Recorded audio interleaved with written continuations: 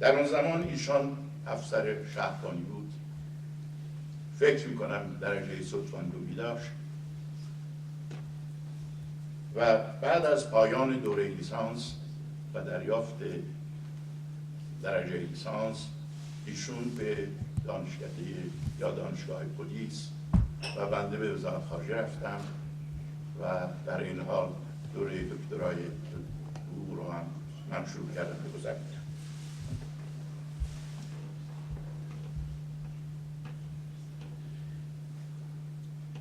همونطور که در بیوگرافی ایشون ملاحظه کردید، آن روانشاد سپس به دانشگاه آمریکایی بیروت و بعد به دانشگاه لندن، از آن پس به آمریکا آمد و ما مجددا در واشنگتن با هم در یک نقطه قرار گرفتیم. مجددا هم دیگر رو در اینجا یافتیم. اما متاسفانه ما زود او را از دست دادیم. او دوستانش را در سوکی اندوهبار گذاشت. نویسنده فرزانه دیگری یعنی آقای هوشنگ معین‌زاده که تألیفات و انتشارات فراوان و کتاب‌های متعددی در همین زمینه روشنگری دارد، شرحی در سوک استاد مسعود انصاری نوشته است که من قسمت‌های از اون رو تا اونجایی که این جلسه اجازه میده به عرضتون میرسیم. او میگوید استاد مسعود انصاری یکی از بنیانگذاران فرزانه حرکت روشنگری عصر جدید ایران درگذشت و به آرامش ابدی و جاودانگی پیوست. زنده یاد مسعود انصاری به همراه زنده یادان شجاع الدین شفا و کوروش آریامنش مشعل روشنگری را در یکی از تاریکترین و مصیبتبارترین دوران سرزمین ما افروخت و در پیشاپیش کاروان روشنگری به حرکت درآوردند و هر سه نیز تا آخرین لحظه زندگی خود دست از تلاش و کوشش برنداشت.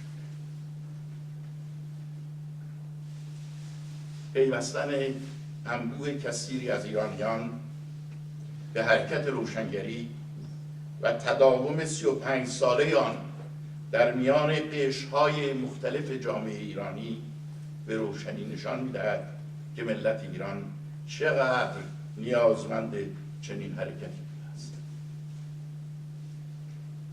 ملتی که می‌خواهد با آگاهی‌های لازم دست یابد و یک خانه تکانی فرهنگی دست زد که بیش از 1400 سال پدرانش در انجام آن متاسفانه غفلت کرد.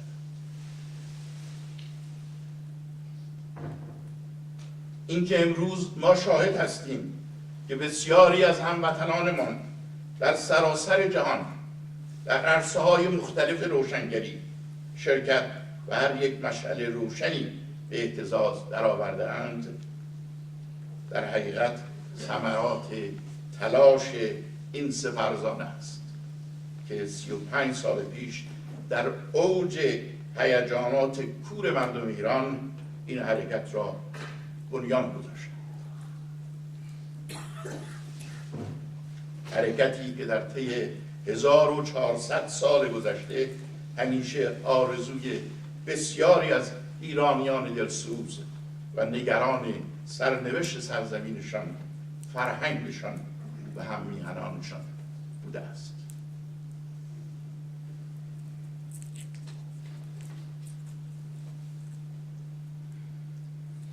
اکنون با نگاهی کوتاه میتوان به اهمیت قیام این فرزانگان گرانقدر ایرانی پی برد و گفت این بزرگان چه خدمت ارزنده‌ای در بیداری و آگاهی مردم کشور خود کردند و در صورت موفقیت و به ثمر رسیدن حرکتشان چه نقش بزرگی در بیداری و آگاهی مسلمانان جهان خواهند داشت.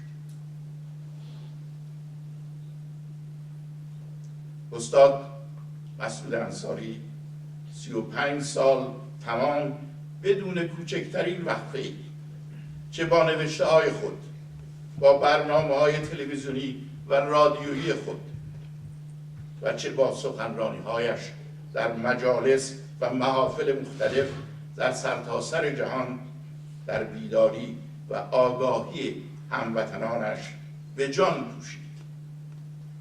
اندیشه‌ها و آمال و آرزوهایش را برای سرافرازی و سربلندی ایران به گوش فرزندان سرزمین خود رساند. خوشبختانه همه این آثار زنده یاد وجود داره، نوشته شده و نسل‌های آینده هم می‌توانند از اون بهره مند شوند. کتاب‌هاش موجود. اکنون وظیفه ما دوستان، همرزمان و هماندیشان اوست که در این روزهای غم‌انگیز و اندوهبار که دیگر استاد گرانقدر دکتر مسعود انصاری را در کنار خود نداریم، با روان پاکش پیمان ببندیم که راه او را تا مقصد رسیدن کاروانی که زنده یاد یکی از بنیانگذاران و از کاروان سالاران آن سلحشور بود ادامه دهیم تا پیروزی این حرکت روشنگری از پای نمیشه. سعدی‌ها مرد نکونام نمیرد هرگز، مرده آن است که نامش به نکویی نبرد. خوشا آنان که با عزت دیدی بساط خوش خود برچیدند و رفتند. انصاری با عزت از این دنیا رفت. خوشا آنان که در پهنه خاک چو خورشیدی درخشیدند و رفتند. انصاری اون خورشید بود که درخشید و از این دنیا رفت. سپاسگزارم. پاینده ایران.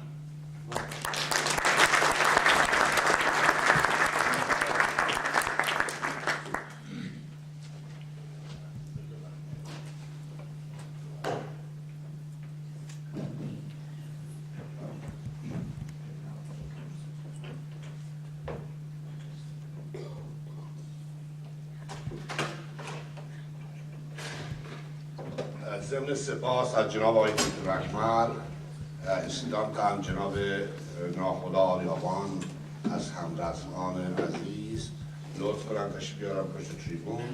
برایشون زمان بین 20 تا 25 دقیقه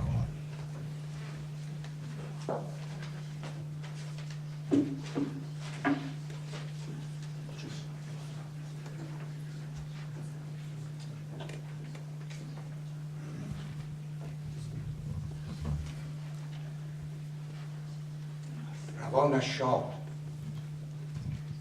به نام ایران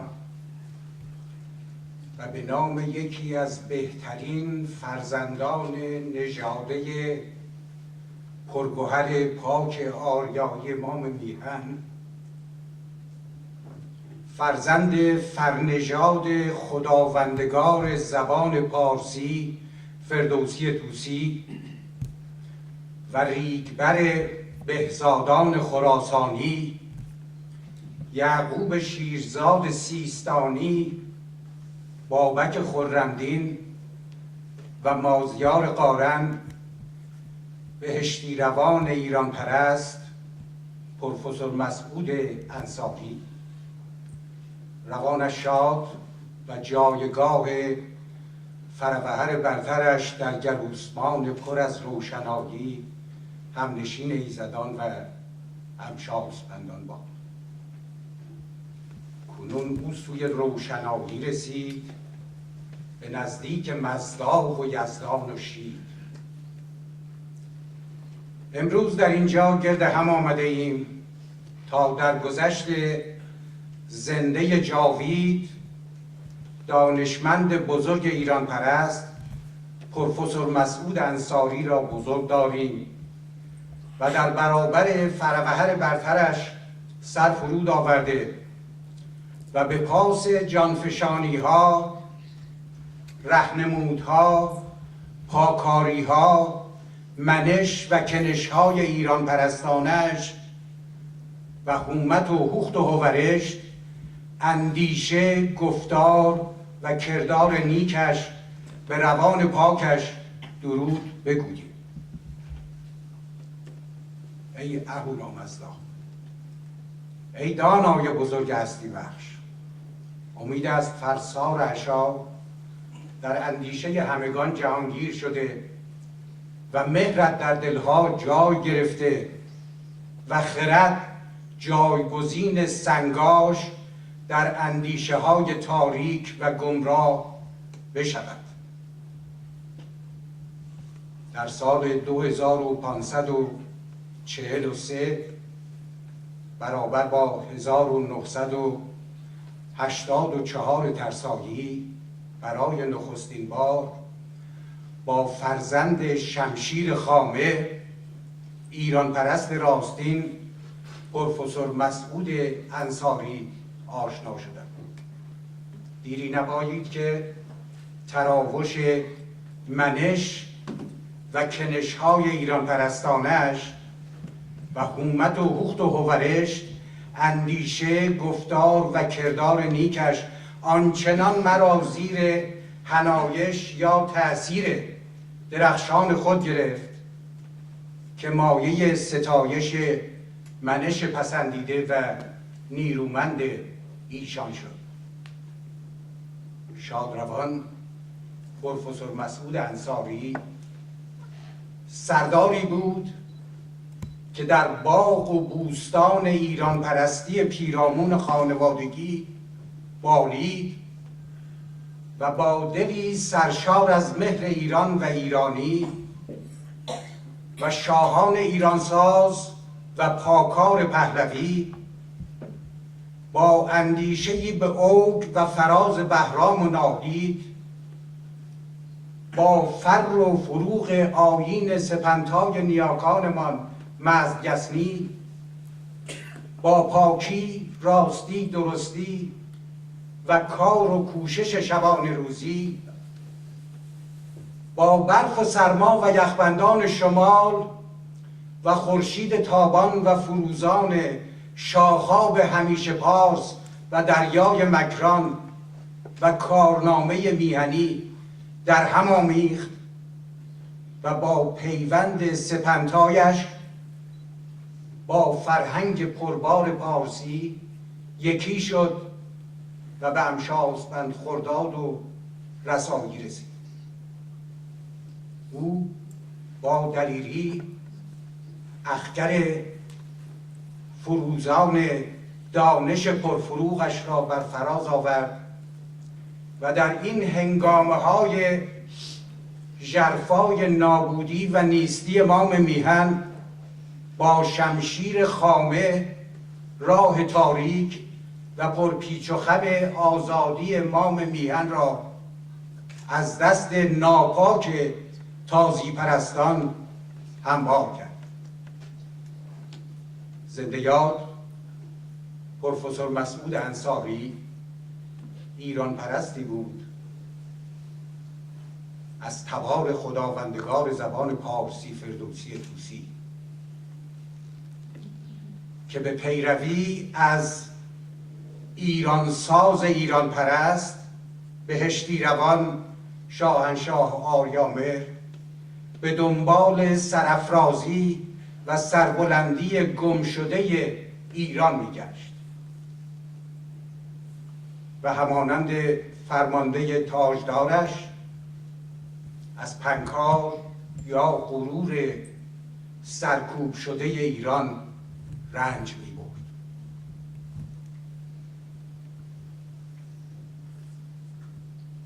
روانشاد پروفسور مسعود انصاری یکی از کمیابترین فرزندان نژاده پرگوهر پاک آریایی امام میهن ایران بود که از آغازترین هنگامه‌های آشوب ایرانسوز و خانمان برانداز پیروان اژدها تازی پرستان جمهوری ایرانی اسلامی کوشش میکرد اخگری را که در سپیددم تاریخ به دست رضاشاه بزرگ و فرزند ایرانساز و ایران پرستش بهشتی روان آریامهر برافروخته شده بود همچنان فروزان نگه دارد.